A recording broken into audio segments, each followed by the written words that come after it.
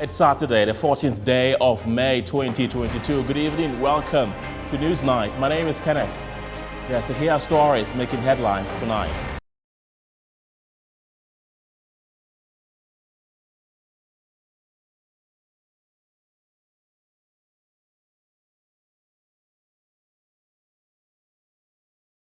Grapes residents of Ola, a suburb of Cape Coast, following the gruesome murder of a level 300 female student of the Cape Coast Technical University. Meanwhile, the police is on a manhunt for the killers.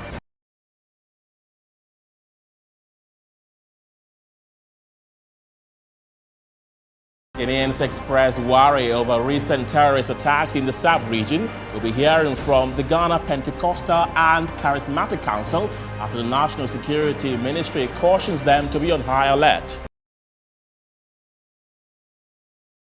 High-profile personalities, including President Akufo-Addo, paid their last respect to Paramount Chief of New Drabin Traditional Area, Dasibre, Professor Emeritus Oti Boatin.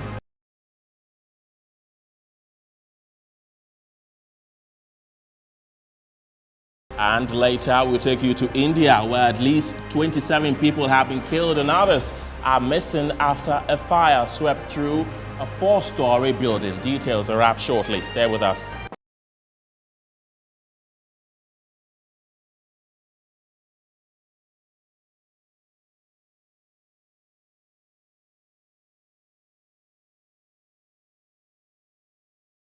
Welcome to the program. Let's begin from the central region, where the lifeless body of a lady believed to be in her 20s was found at Ola, a suburb of Cape Coast, at around 9 p.m. on Friday night. Residents say they had earlier suspected that the lady, who is unidentified in the community, might have been knocked down by a hit-and-run driver, but upon a close examination, they found a private part chipped off, causing them to believe that she was murdered for ritual purposes. Residents who live around the crime scene, as well as commuters who used the Ola road, said they are living in fear.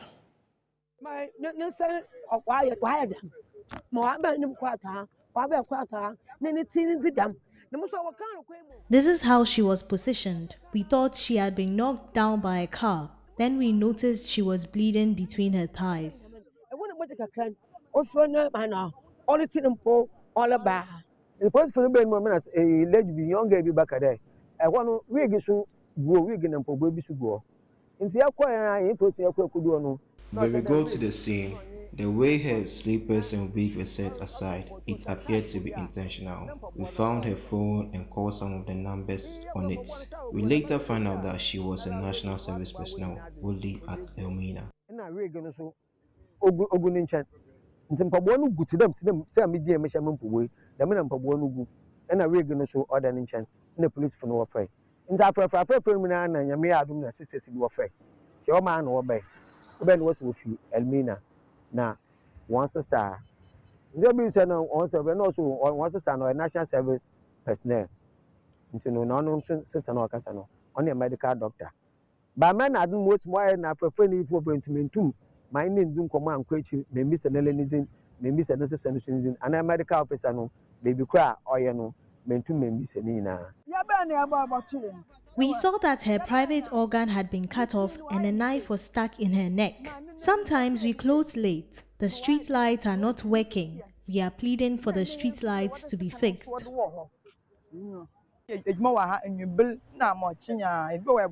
On Bantam, if you over later, street lights in your hospital, and so woman is so bad, but say, young papa, humanity, yes, sir. No, chopper, a street light was saying, woman on being. Meanwhile, the Central Regional Police has identified the body as Nana Amaklek, a level 300 student at the Cape Coast Technical University. Police say mother of the deceased has been notified about the occurrence, and the remains of the 24-year-old deposited at the Cape Coast Teaching Hospital morgue for autopsy and preservation. On 13th May 2022, about 9 p.m., police had information that a female adult was found lying dead at the roadside at Ola Estate, near Ola College of Education, Cape Coast. Police proceeded to the scene and found the body of an unknown person aged about 24 years lying naked with her private parts cut off and bruises over the body. Body has been deposited at the Cape Coast Teaching Hospital pending further investigation. Developments. The disease has been identified as Nana Amaklak, level 300 marketing student of Cape Coast Technical University. The mother of the disease has been contacted and the case is still under investigation. Away from that story, the national security has asked churches and other religious groups to put in adequate security measures to forestall possible attacks following the activities of terrorist groups in neighboring West African countries. They are being cautioned to be on high alert and take precautionary measures such as installation of CCTV cameras in churches, as well as engage in the services of accredited private security agencies. Now, joining us on the phone is the General Secretary of the Ghana Pentecostal and Charismatic Council, Reverend Emmanuel Bariga. Reverend, good evening. Welcome to Newsnight. How is the church taking this directive issued by the Ministry of National Security? Good evening, and thank you very much. Well, I must say that the council is taking this security alert very seriously. So we have notified all our member churches, and I have requested of them to put in place the necessary security measures to avert any threat to the security of members when they go to their meetings. And have you also notified members about personal safety? Yes, we have.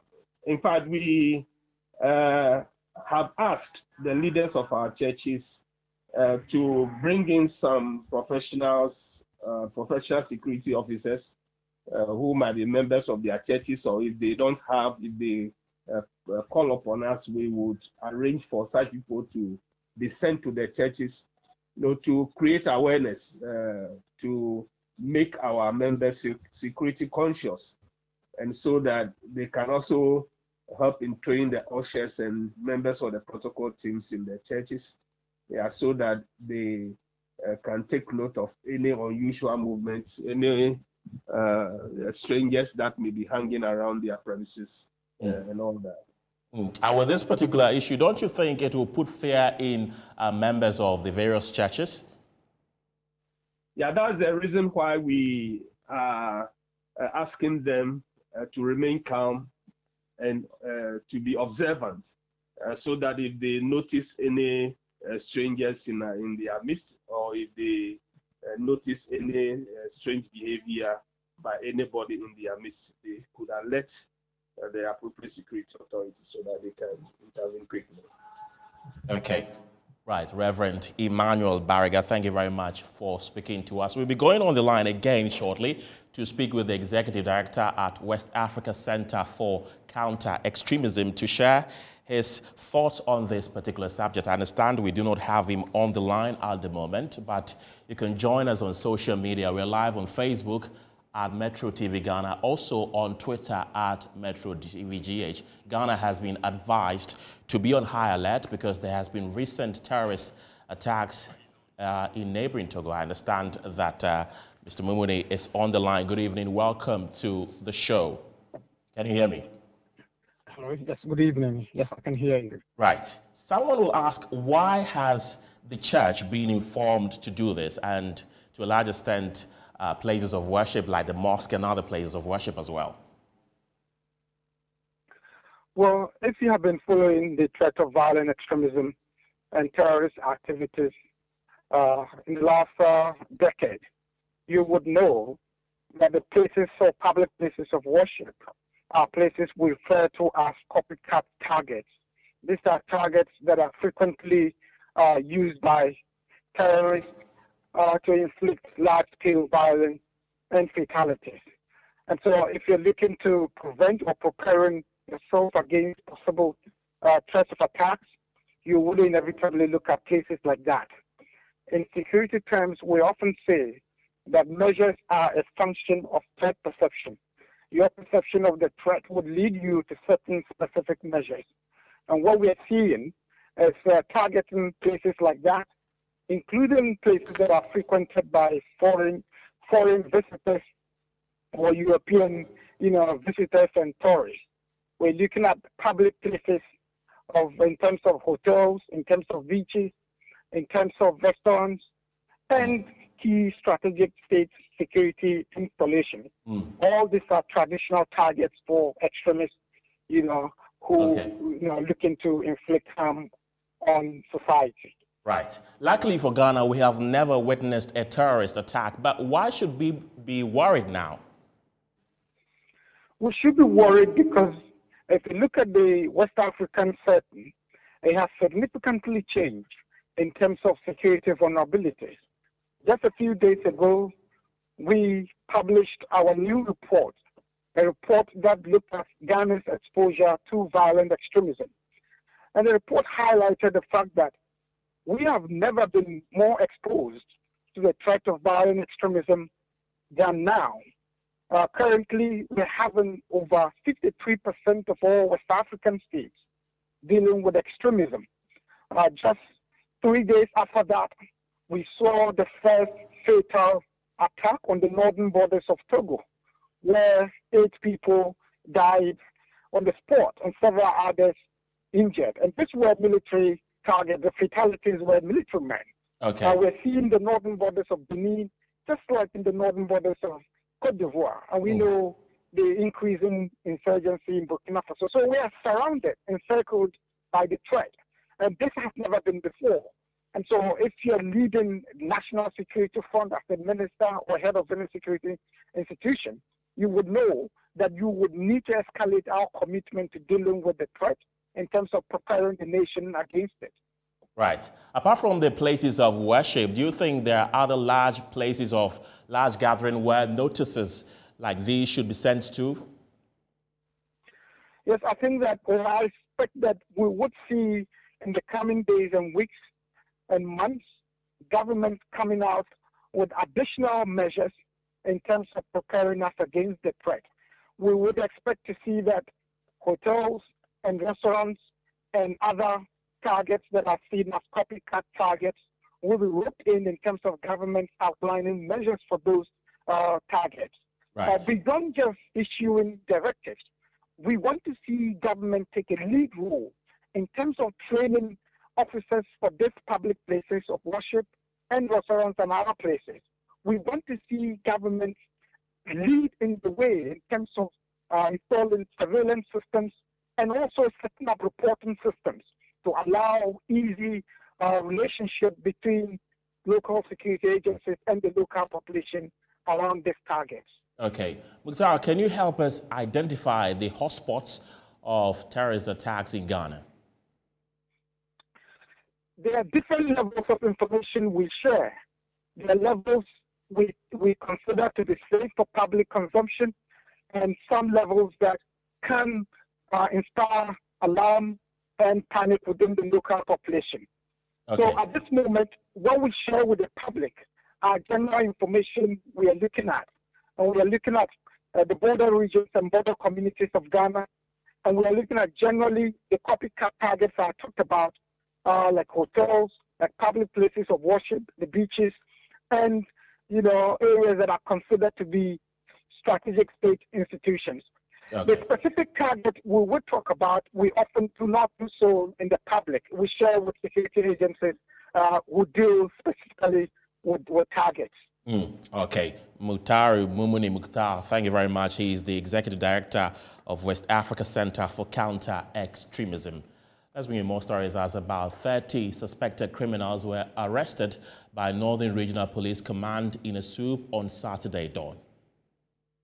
Car snatching, armed robberies, and other criminal activities are becoming rampant in the northern region, particularly in the capital, Tamale.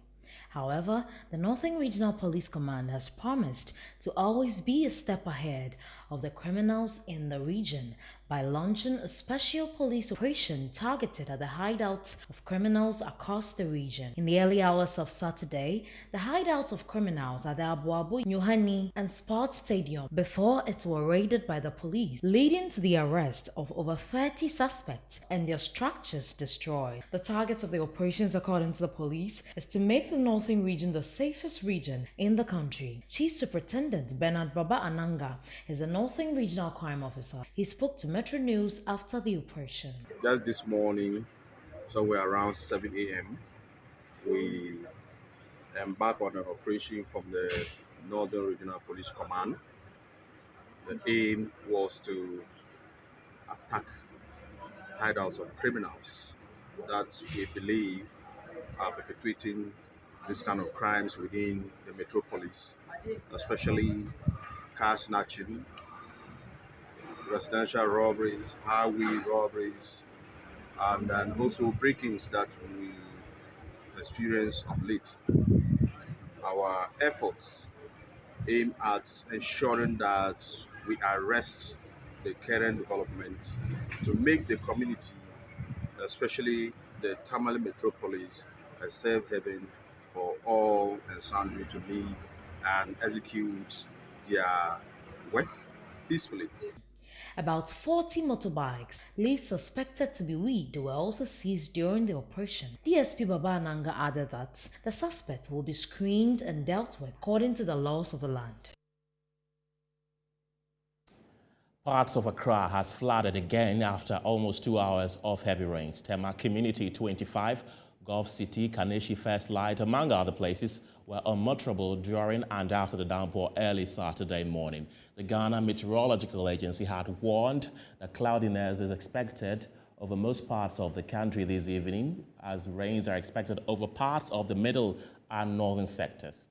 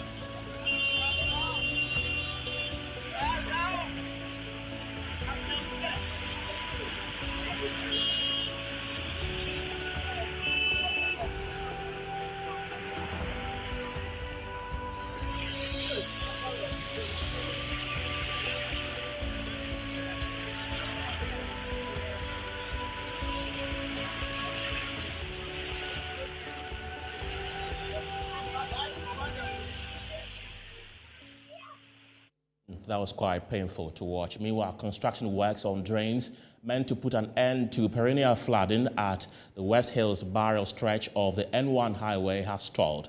A downpour on Saturday morning saw the whole area flooded, placing commuters in danger as some vehicles were nearly swept by floodwaters. The three-lane stretch has been reduced to one, with silt occupying the remaining two after the floodwaters receded following a downpour on the morning of Saturday, May 14, 2022. These nearby dwellers said some commuters were endangered along the West Hills Barrel side of the N1 highway as their vehicles almost got swept away by floodwaters. According to them, the only solution is for bigger drains to be constructed. Even though government has already begun constructing such drains, the project has stalled for several months. Apart from placing commuters at risk during rainfall, most businesses and persons who occupy nearby apartments have deserted them for fear of losing their lives and properties. It is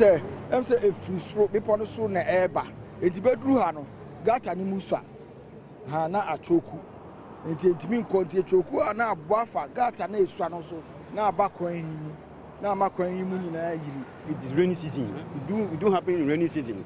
If it's not rainy season, no problem. But it do happen every rainy season. After the rain, the place is full up again with this what do you call it, sand. A lot of sand cover the road. See, when it happens like that, the sun, all the sun cover the road, you see it, cover the road, so that the cars do not have any place to pass. Faso. Et me bu faso na ko twa no. Et me fa car cry cross lord kwan. Oh, it is sanet here. Enti na asem bia se won se quarter no. E se mo bem. Fiti esro. Because some companies are those China for companies are those who Amandi ni when are those who say no more than we got no fit esro be si kokojo no. Bridge na down for kokojo. It ko si mo a no no need to be. Let's pause here for a break. We'll be back with more.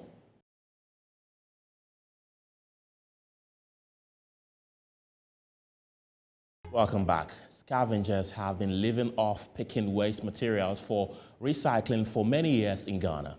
Although the business came with a lot of hazards, the unemployment situation in the country has given them no alternative to turn to. Some of them have been sharing with us how they go about getting the scraps and how they are able to cater for their families.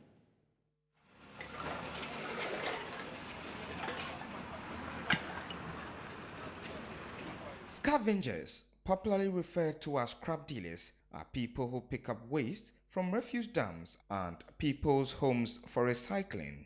Many venture into such businesses to endure the high rate of unemployment and widespread economic hardship in the country. In an interview with Metro TV's news team, some of the scavengers shared with us the pitfalls in the business and how they are able to cater for their families. If the boys they bring, you go there 3 weeks or 4 weeks, I get for car load, I carry go company, I'll get my profit more. That will take care of my family for that. Abbas, who deals in scraps, said he sells the scraps to recycling companies, after which he pays the boys working for him. He lives on whatever remains with his wife and child. He, however, fears government is trying to take away the only job he's become good at. Last year, I told you, I suffer, but now I be working small. I dey manage small. I dey manage small. I dey pray to make it go like that, because I dey fear to maybe if the government will can carry new order again. If a new order come, the problem can be that. Osman, who sells PVC material used for pipes, said he has 3 children and a wife to cater for, adding he has to endure the challenges associated with the work for the sake of his children's education. I have choice. I have to struggle for the sake of my children. I need them to go to school. I need them to look better so that maybe when they grow, they can help me. Fuseini, also a scrap dealer, said although he has a senior high school certificate, finding a job in Ghana has become impossible. Anytime I wake up in the morning, I'll take my tricycle. After taking the tricycle, I'll go around. I'm a refuse collector. So if I take up the refuse, the small scraps that are inside, I'll take them separately. So if I take them separately, if I went to the, maybe dump the refuse or offload the refuse, I'll take off. Because there's no capital, there's no money, I can't further up. And my child I have to get him a good education. So I'm trying my best. Even if I didn't make it, I'm supposed to work hard for my kid to make it. So I don't want to end up like my parents or something. Yeah.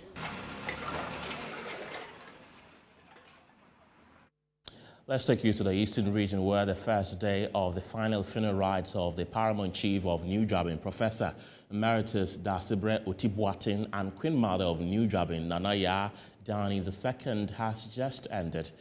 The funeral saw the presence of government officials, corporate organizations, and indigents of Kuforidia.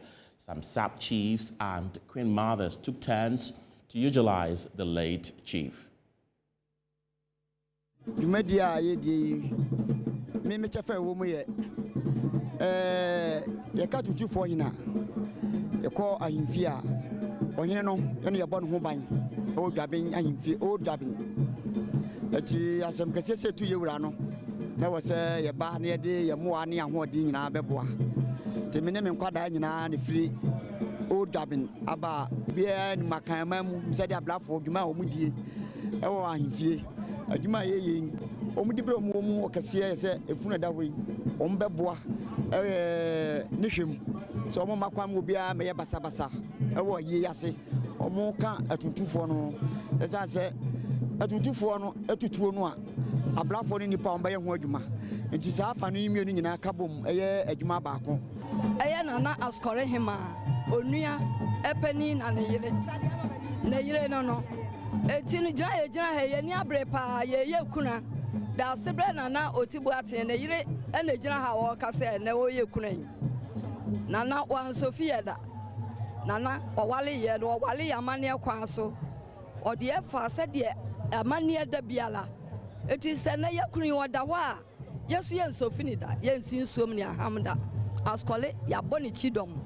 Nyanya ye de guye kom utimi de guti ye nyina de ayeye ye ni abre etine ya ye ne saa no to obiti bi de guniti obiti bi de goni nyina ya de kro na egu hu no nko ade ne wani abre na semato na nyanya na nkasa ne ho faso ne den e wo nipadua ne ho ene amamre kwaso nyanya ne mfaso e wo so ne se ade ayewo tu wani hu obi a onyafo anya enti esese wudi na mane emma no o ba be ma no da mpaso ne oba no ohun a won se ode hye ene wafirim koma mi oda we ene papa ye oda we va yenti bida ye hu bida enka teto beti ese ohene bi awu odupon bi atutu ba we de ohene ene ni dupon ohima ka ho em se nwanwa bebre em se no me ne mo kasa but any bre ewom ohwe ne megugu ye komo ne ye tirisu ya enya ho tabi a yenya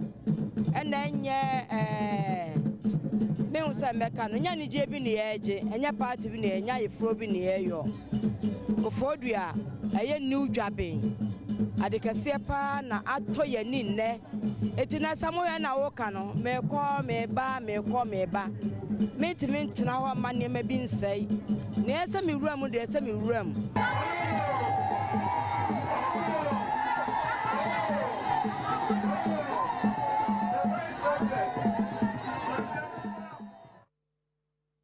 Away from that, the chair and leader of the Convention People's Party, Nana Akosua-Frimpong Sapong Kumakoma, is charging government to intervene on behalf of Ghanaians concerning the increment of tariffs as proposed by the Ghana Water Company Limited and the Electricity Company of Ghana. There should be no increase at this time. We have already increased transportation. That one is private sector. There's not much government can do about the truck driver when the petrol prices have gone up. There's not much one can do about the woman selling the tomatoes. Selling tomatoes, one piece of tomatoes for 2 cedis, because tomato is not there on the market, and whenever she brings the tomatoes to the market, she has to pay exorbitant prices for bringing them there. So I can understand if government doesn't have much control over the increase of these items, but not over the increase of, electricity and water. These are basic, and government is in charge. They must subsidize. If somebody is paying 50 Ghana a month for water, that person will be paying over 217. There's already the e-levy. E-levy, we are trying to absorb because the e-levy principle simply means that at each point in time, money in my pocket will fall to government's pocket. It's as simple as that, no matter where the money is coming from. Let's not go to tariffs now. Let's thank God government is still in charge of electricity and water. You can't handle the tomato seller.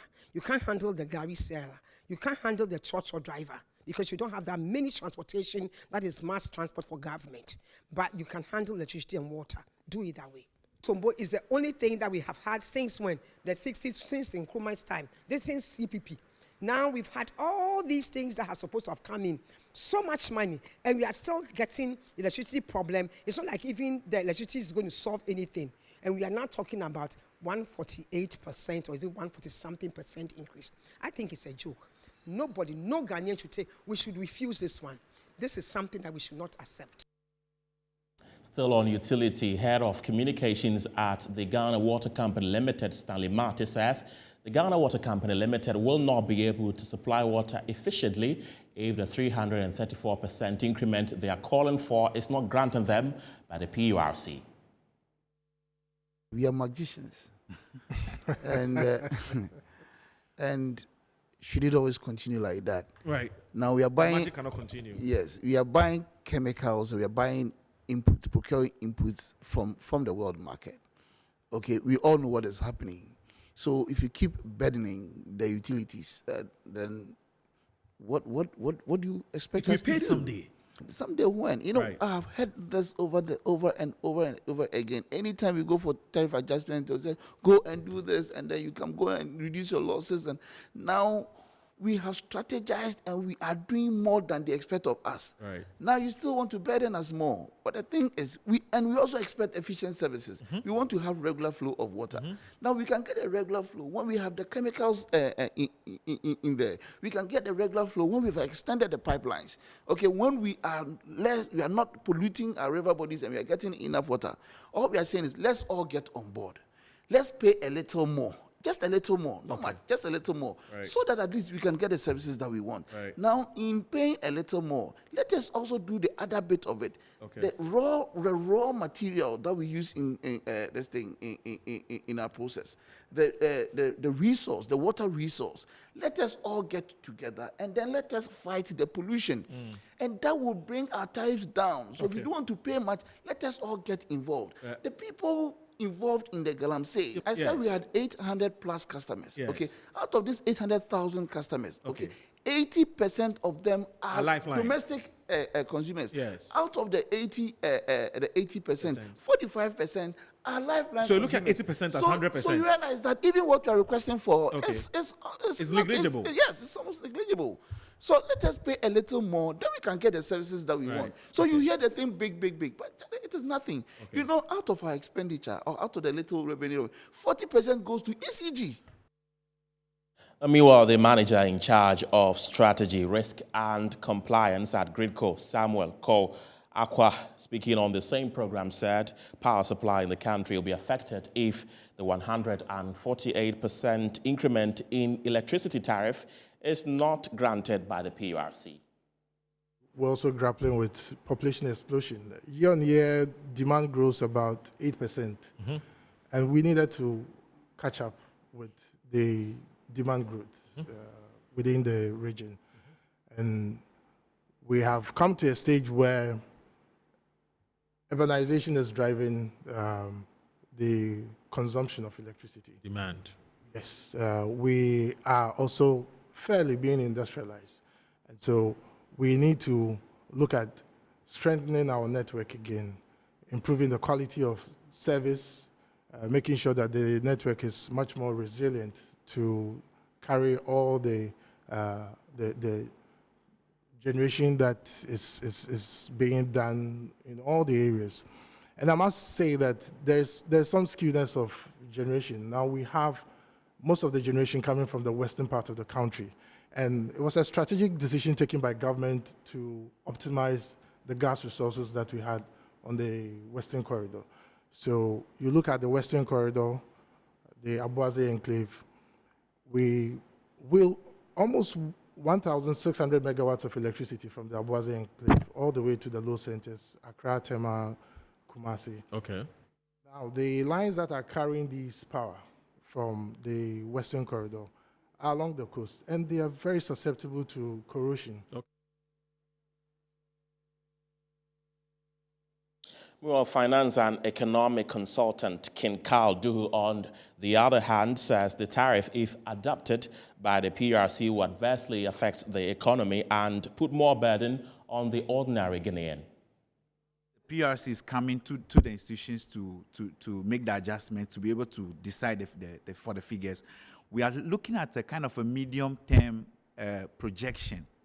And because of that, the two institutions want to be very careful about what they put out there because of the uncertainties with regards to the future. But I see that for Ghana Water Company, for example, the projections they have tend to be to rise till the middle of to the third year, and then you see that there's a fall in the projections. And also for Gridco and for electricity, there is that kind of sharing of the rates. But there is that kind of focus to look at the current situation and adjust the prices to be able to start the changes. But for the lay Ghanaians, the impact on some of these things are very critical, not just on the households, but for the firms. For the firms, for example, we have to start looking at the implication for the business climate. Businesses have to use electricity, they have to use water, and also for the households, there's implication on the income that they have. When the PRC does that, the impact would be heavy on the citizenry. Okay. But from what we are seeing in the various projections that they are making for the institutional level, that means that they'll be able to do what they want to do. They'll be able to enhance their analytical capacity. They'll be able to enhance their operational abilities and be able to offer service quality that is beyond what they have now. Okay. But the implications would hit back on the economy. So that is where the issue is. And because it is a multi-year regime, what it means is that there are also political economy issues. Because whatever is agreed would have to enter into the next election year. But the political actors will be very critical about that. So if you see for the lowest, the moderate, and the highest rates that we are considering, if the rate that is agreed eventually is between the moderate and the highest, you see that the risks to the current government will be higher as compared to if it is between the lowest and the moderate. So there are those things that will have to play. The dynamics are played. The dynamics will be. You're still watching Newsline here on Metro TV. Let's bring in more stories as the Catholic Metropolitan Archbishop of Cape Coast, Most Reverend Charles Gabriel Palmer Bakel, has called for a review of the free senior high school policy for further deliberations. The Archbishop was speaking during the launch of Accra Academy history book titled Accra Aka Bleu. The 728-page history book titled Accra Aka Bleu, The History of the Accra Academy from Jamestown to Bubwashi, presents both a visual and literal history of the school over 9 decades. It recounts the aspirations and achievements of successive administrations of the school and how they overcame the challenges of their time and influenced the character of their students. And you know, the perception is that Accra is a big school. So I went to type in the Accra and 0, nothing came out. So I said, Accra is such a big school and no representation. And I have to tell you that in those days, editing on Wikipedia was, I would like to say, a nightmare. Very, very technical. You know, not like you have it today. Today it's easy. They have like a web form. You have to use code. Very difficult, and I was frustrated because you put something there, they will delete it, they say you have to cite sources, a lot of things. But eventually, you know, I succeeded in doing that. Congratulating the school for such feats, Deputy Minister of Education, Reverend Ntim Fojo, added that the free senior high school is a game changer. So the challenge we are dealing with goes beyond access. Between 2017 and now, the government, through the free SHS policy, has been able to make it possible for nearly 2.2 million students to access education. Many of these may not have had the opportunity for higher learning if not for this policy. So it is a great thing that we all must continue to collaborate to consolidate the gains, that no child is left behind, the child of the poor, the child of the rich, all having access. But it's also a question of relevance. The Catholic Metropolitan Archbishop of Cape Coast, Most Reverend Charles Gabriel Palmer Bakel, during his submission, called for a review of the free senior high school policy. And I would leave it with the minister. It is now time that we have a stakeholders meeting to review the free education policy. I support it 100% or 110%. I do. And it is high time. I want to leave something, my dear friends, and add it as one of my last points, is that the free education should not give money to parents and to Ghanaians to indulge in frivolities. Because parents have forgotten that they should be paying for the education of their children. They have devolved that onto government and are blaming government. But we expect to see parents collaborate and contribute their share to the total education of their children. The children should be holistically educated, not just academically, holistically.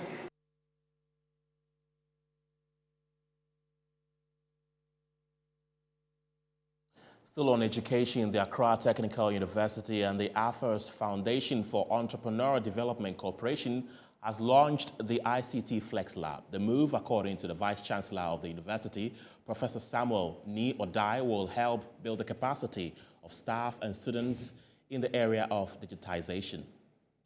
Inauguration of the ICT Flex Lab follows a memorandum of understanding signed between Accra Technical University and AFOS Foundation for Entrepreneurial Development Corporation. The ICT Flex Lab is expected to build the capacities of both staff and students through virtual and in-person trainings in the areas of basic and advanced Excel, visual programming and coding in Python. Vice Chancellor of the university, Professor Samuel Niodai, called for good maintenance of the facility. The project is thus geared towards harmonizing and harnessing the educational and fourth industrial revolution benefits of improving digital capacity in two main disciplines, namely data science and business intelligence within the university through online and face-to-face sessions. Let's do our best to take good care of this facility and secure it against theft. 50 students are expected to benefit from the program on a pilot basis till December 2023. We are still in contact with each and everyone who goes through the program, and we continue having programs for them where they can take part and still stay connected. So it's not just a 6 months training program, it's much more than that. And with the network that they're able to build throughout that program, they will continue to have benefits from it for a long, long while. Some students and staff of the university were excited about the program. Students currently in ATU are not getting this kind of education.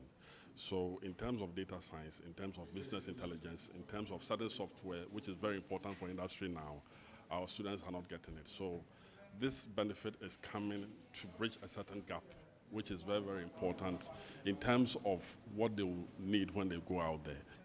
In fact, I believe that this program would bridge the gap between education and employment, because it is imperative that whilst you are in school, you learn some skills that would help you, so that after school you would not be found wanting. That even if there is no job out there, or even if the government is not able to provide you with jobs, you would have the relevant skills that is required to fend for yourself and for everything that is needed for you to make a living. The project is supported by the Special Initiative on Training and Job Creation, funded by the German Federal Ministry for Economic Cooperation and Development. We have more stories for you coming up after the break.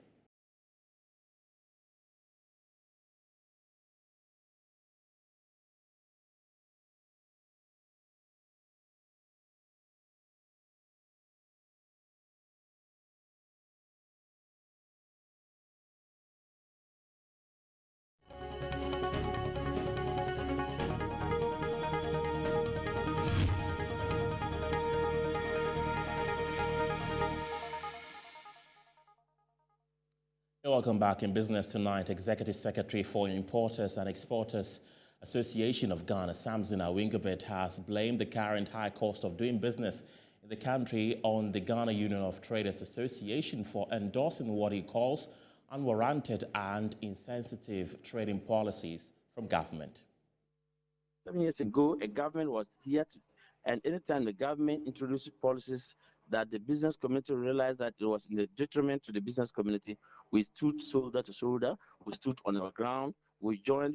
That was when we even formed what we call the first ever that we formed what we call Joint Business Consultative Forum, where it comprises the Ghana Union of Traders, GUTA, Importers and Exporters Association, Food and Beverages Association, Ghana Institute of Freight Forwarders, and other allied associations to fight the government at the time. And it was, we were in both public and private. And at the point, the GUTA president currently used to be, I remember vividly, used to be the the national organizer of Guta. Then we go to Okasebo, Okatumanso, and everywhere. We said they should close our shops. To the extent that even sometimes we get the foreign company like the malls to also join us by closing our shops just to register our displeasure to the government and to let the government heed to our pleas. 6-7 years down the 6 years down the lane, I must say this government came 6-7 years, we are almost in the 7th, and in the 7th year we are in the May now. We have even read if we were to June, I'll say half year of the 7th year, and we have had policies from abolish the Abusoka spare parts. When they come to implementation, the government then say Abusoka should come and tell them which is spare part, which is not spare part. The Bank of Ghana is tasking customers to report to the central bank any suspicious or unapproved charges from their financial institutions. The Bank of Ghana noted that there are 7 charges being implemented by banks and SDIs which are deemed to be unfair, inappropriate, and detrimental to the financial inclusion agenda and the protection of customers' interest, according to a recent statement which seeks to update Ghanaians on the abolition of unfair fees, charges, and other practices. The central bank is tasking customers that are being charged to report any suspicious or unapproved charges from their financial institutions. It is unclear why the BOG is reiterating this warning barely a year after the initial one, but in this statement, customers are being urged to assess their needs before subscribing to additional services such as transaction alerts and internet banking services, which may attract fees and charges on their accounts. The central bank is asking customers to always insist on their rights and report any breach to them if financial institutions charge any fee when customers go to withdraw money from their own account over the counter. Furthermore, the statement stresses that it is unlawful for a financial institution to quote its interest rate on a monthly, daily, or other basis apart from the annual basis, and as such, customers should report such a breach to the central bank. That's it for business. Sports news is next.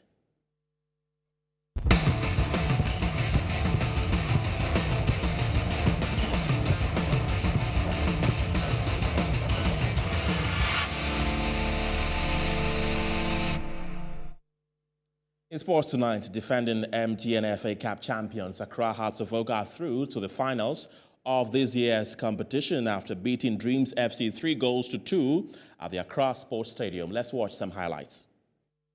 They've gone forward. Ejanim Boatin holds up the play well, and Hearts of Oak trying to control the game and play out from the back. It's Ansabochi gives away the ball to Simba. Glasson Awaku. He's got York in the middle. Barnier is calling for it. Yes, he finds him. Good save from Kumsin. And that's the equalizer. Benjamin York brings the Phobians on level pegging. For Simba's cross, and Simba delivers. And he comes out. Doesn't get so much on it, but eventually he's out of the Hearts of Oak 18-yard box. Rustum Senogba whistles for the end of the first half here. This is Hearts of Oak on the move now. Here's Siraj. Onto the pass from Ibrahim now. Siraj trying to look for Afriya Barnier. What a goal! Daniel Afriya Barnier makes it 2-1 for the Phobians. An amazing finish from Barnier. Thank you very much. As I said it earlier on, I know that it's going to be a very difficult game because beating Dreams in 2 times, it won't be easy. They have a good team and tactically they are very good. But I'll congratulate my boys for listening to instructions, and after we conceded, I think they came in strongly to score Dreams, so I really appreciate it. Yeah, what did you mean? Such things at times to position yourself well. You could see that the player wanted to get close to the opponent who has the ball, but they are slipped over there, so that cost us a lot. So after the goal score, I told them to be composed themselves. They should play their normal game. I think that it will come by itself. Entertainment news is next.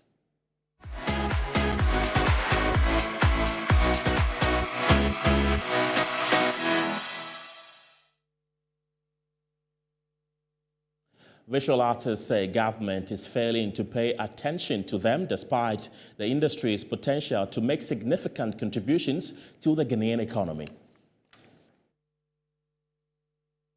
Their contributions to the beautification of towns and cities have been significantly felt. Winneba, for instance, has witnessed significant amount of artistic works to beautify the city.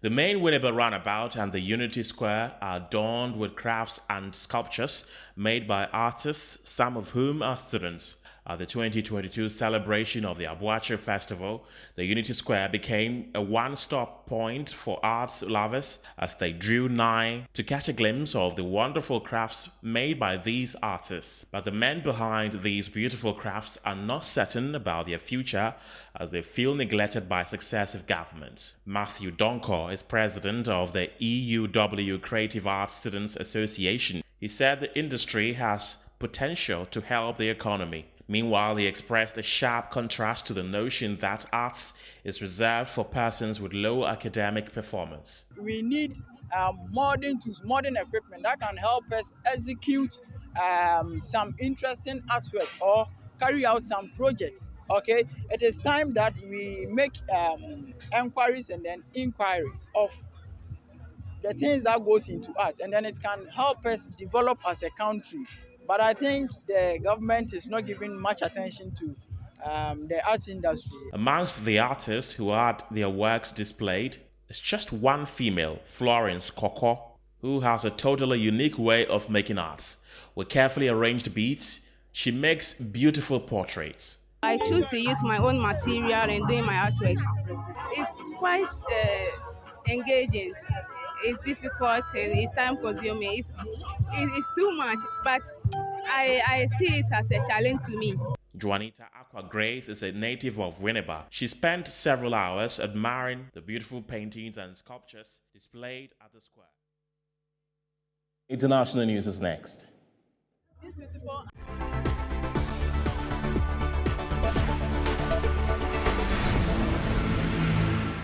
Let's take you to India, where police in New Delhi have arrested 2 people suspected of flouting fire safety regulations after at least 27 people died in a blaze at a building housing a manufacturing unit for surveillance cameras. My name is Kenneth Jesse. Thank you very much for being a part of the show. Have a good night.